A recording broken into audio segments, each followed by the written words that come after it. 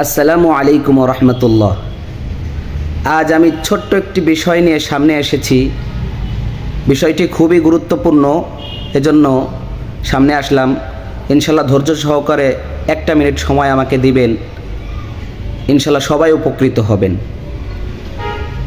আমরা দেখতে পাই স্বামী স্ত্রীর ভিতরে মিল মোহাব্বত নেই।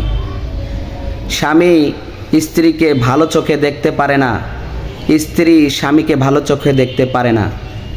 স্বামী স্ত্রীর সাথে কথা বলে মজা পায় না, স্ত্রী স্বামীর সাথে কথা বলে মজা পায় না।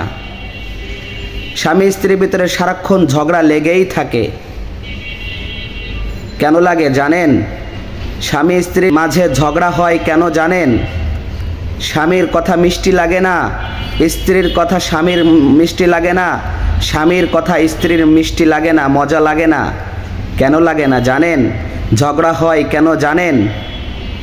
এর একমাত্র কারণ হলো স্বামী নিশ্চিত হয়তো কোনো পরনারীর সাথে কথা বলে মজা নেই, পরনারীর সাথে মজা পায়, কথা বলে মজা পায়, পরনারীর সাথে কথা বলে সময় নষ্ট করে, যার কারণে স্ত্রীর কথা মজা লাগে না, স্ত্রীকে বিরক্ত লাগে, স্ত্রীর কথায় কোনো মিষ্টি পাওয়া যায় না, কথা মিষ্টি লাগে না।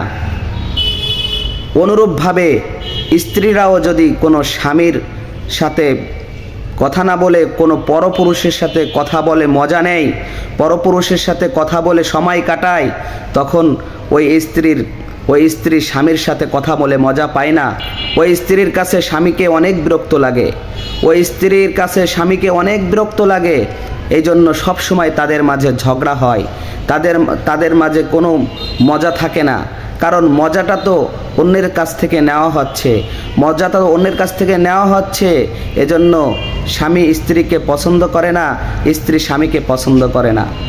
তো যদি সবাই স্বামী স্ত্রী সবাই পরস্পরে মিল মোহাব্বতের সাথে কথা বলতো, ফিলিংস নিয়ে কথা বলতো, একে অপরকে বুঝতো, একে অপরকে বুঝে সুন্দরভাবে কথা বলতো, তাহলে অবশ্যই স্বামীর কথা স্ত্রীর মজা লাগতো, স্ত্রীর স্বামীর কথা মজা লাগতো, এবং কোনো দিন ঝগড়া হতো না, সব সময়ের জন্য মিল মোহাব্বতের সাথে থাকতে পারতো। এই মজাটা যদি অন্যের কাছ থেকে নেওয়া হয়ে যায়, তখন একে অপরের মাঝেই ঝগড়া হয়।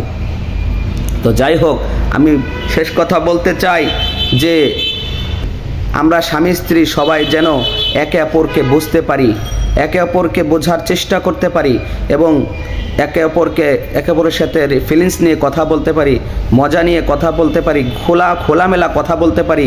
তাহলেই আমাদের স্বামী স্ত্রীর ভিতরে কোনোদিন ঝগড়া হবে না, মিল মোহাব্বতের সাথে থাকতে পারবো।